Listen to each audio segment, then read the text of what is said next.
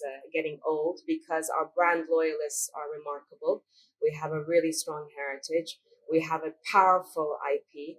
I think I always refer to it as a sleeping giant. Sometimes when you grow very, very big and you own such a huge market share, it's very challenging to maintain.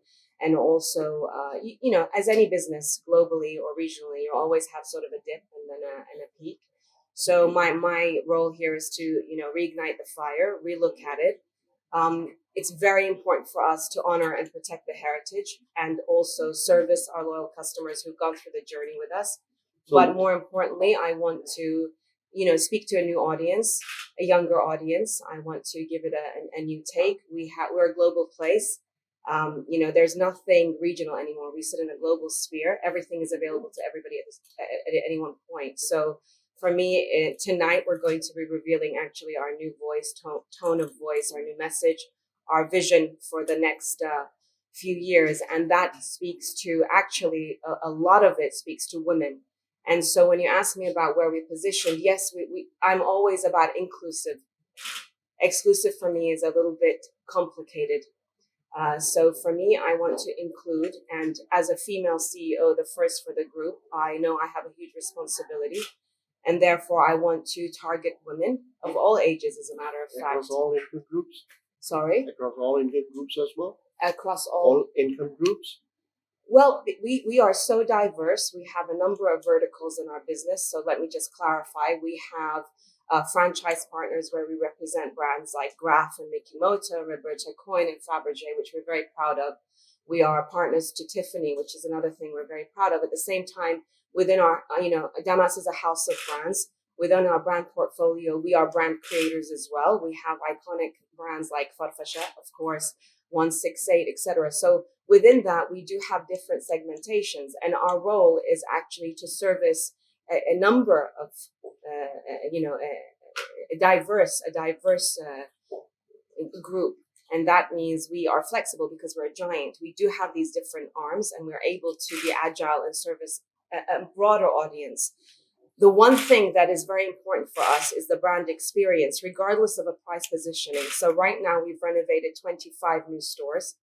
And within that, you'll see there are segments where it's more of a sort of an affordable luxury, a very fresh, young, contemporary feel. And that is positioned at a certain point. And then we're sitting in a very luxurious environment at the other sphere of Damas, where we are talking about premium. And that's what makes us incredibly unique. We are able to do that. Very, very little brands are able to do both spectrums and give an incredible experience. And that's why we're here. You mentioned the 25 new outlets. Are these brand new outlets or renovations? No, actually we have in our portfolio approximately 208 stores, right? The majority of them being in the UAE. 50% of our portfolio, a little bit more is UAE based, yes, of which we're very proud. And so actually, just to correct you, we have 3 new openings. One is in Abu Dhabi, 2 in Saudi. Saudi for us is a very key market for 2020. We see a lot of potential. The balance of the stores are basically renovations. So they are not new store openings. What we want to do is we want to invest in our portfolio and bring in the freshness that I'm talking about. So they are existing stores, but we believe in investment. Okay. That's what we're doing. At a time, let me bring in the markets. At a time when the jewelry market is not that hot in terms of generating new demand, would you still be looking at retaining these 200 odd outlets? Or do you want to, let's say, consolidate those numbers into a more manageable? Sure. Any smart group and retailer always continuously throughout their cycle, regardless of the economic situation, always look to rationalize their portfolio. If you're a smart retailer, you're doing that throughout the year, all year round, right? So obviously, it's natural for us to constantly rationalize. One part of us invests, another part might close a number of stores because of location, because of change of demographic, etc. So obviously for us, yes, we're doing that, but it's not because we see the weakness in the market and not at all. We are very, the beauty of such a brand with such a strong heritage. I cannot express to you the loyalty that we have. So yes, socioeconomics always plays a part, but we always ride that wave, right? So what would be a number that you feel would be comfortable for you in terms of number of stores that you have? In terms of a strategic number? Yeah. let's say between now and 3 to 4 years or 5 years? I'm not able to commit that number, but I can tell you for a fact that we are focusing on new key market entries. So Saudi Arabia, like I mentioned, But you're still, is very- you were already there in Saudi Arabia, we right? only have 23 stores, but I don't believe that that's enough when you have such a vast, region with all that potential. Obviously, with the Saudization, feminization, and all of that, it means that there is a tremendous opportunity for us. And a higher cost too. Would you say that's the case? A higher cost In in what terms of sense? in terms of launching an operation and launching a store? No, we have head offices around the region. So we have a HQ in Saudi, a full team, a whole infrastructure. So there's no additional cost to our actual management of the region. Another region for us that's a key priority is Kuwait. So Sure. we're also looking at And that. a fairly good presence already. Yeah, we have a fairly good presence, but I don't think we have a strong presence, right? So we're sitting on approximately 20 odd stores, if I'm not mistaken, and my team will share the numbers. But for us, it's not just about it's like they say, it's not about the quantity, it's the quality, right? And in Kuwait today, we will be launching 7 new renovations. So that's 50% of our portfolio almost is going to be fully renovated in our new concepts.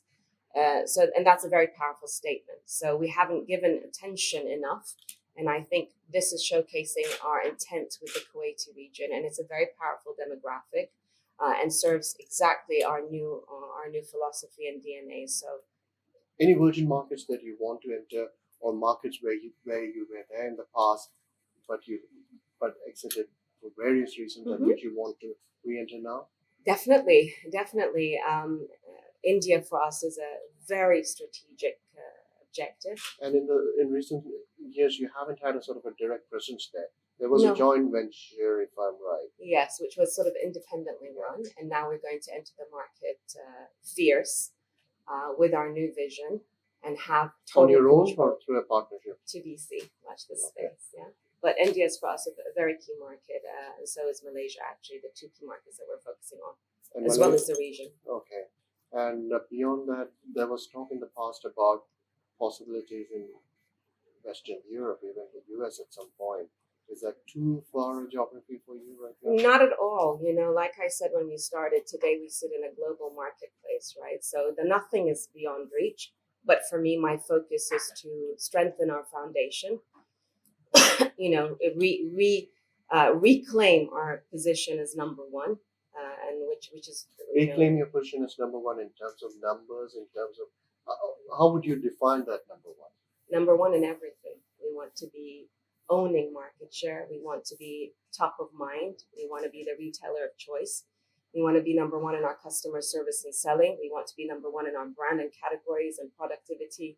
We want to be number one in the brands that we represent. We simply want to be number one. And as a matter of fact, we are number one. There's no other retailer as strong as us, and you're yet to see a fierce, campaign and a very powerful brand that's going to go from strength to strength. 2 more questions. Mm-hmm. Let's say 3 years or 4 years just before, Yeah. the talk was that Damas didn't focus that much on 22 carat, which is the bread which is the and move into let's say Really? Yeah. very high end collections Mm. and targeting an Arab audience more than the wider Yes. demographic. That's not on, right? That's totally not on, and I'll tell you why. One, because Was it ever whispered after you came in that you should focus on that higher margin demographic? I'm leading the entire strategy of this group, and I lead it from a commercial and creative perspective. So being part Indian and Arab, let me tell you something, 22K isn't here, right? So there's no way that's disappearing. Being female, I'm loving product, right? So I constantly ambassador it. 22K for us is how we were born, right? It's what our strength is. And so therefore we want to rule in that market. And again, I think at one point we were a little bit sleepy, but now we're going to come out left hook. And over the next 12 months, we're going to reveal to you. And as a matter of fact, today, we're also going to reveal to you our 22 new K concepts. So for example, in Lulu Barsha, which is one of our number one stores, we have a full facelift, a total renovation. And that is only investing in the power of 22K. So, Okay. yeah. My last question. Do you still need the 2 manufacturing units? Would manufacturing be part of the soul of Damas? 100%. Nothing more exciting than complete control of a business. Nothing more powerful than controlling your product, your speak to market, the requirements of the customer. That gives us agility. When I know a product is flying off the shelf, guess what? It's around the corner and I can reproduce.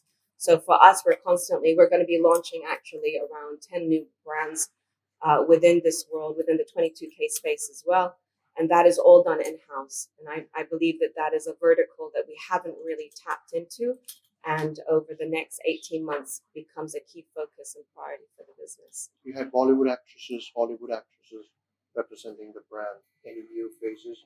Yes, I'm very, recently when I did an article and feature for Arabian Business, I was very strong about the fact that I love to represent real women. And I have 100,000,000% respect for, Bollywood, Hollywood, all the influencers, the bloggers, and all the celebrities. They've done great things for our brand. But I think we're in an era when, I've ambassadored women empowerment for over 30 years, and I'd like to think that every woman is a celebrity and every woman is an A player. So for me, over the next 18 months, we're going to be sharing with you. As a matter of fact, tonight we'll reveal two of our muses, and we continue to do so because, again, we're about inclusive. I want to have ambassadors that are real women with real stories, powerful stories, passionate stories. And my vision really is to create a community where like-minded women come together in one space, share moments, whether you're from the infant all the way, just as we've been for 100 years. You start with us and you continue to be.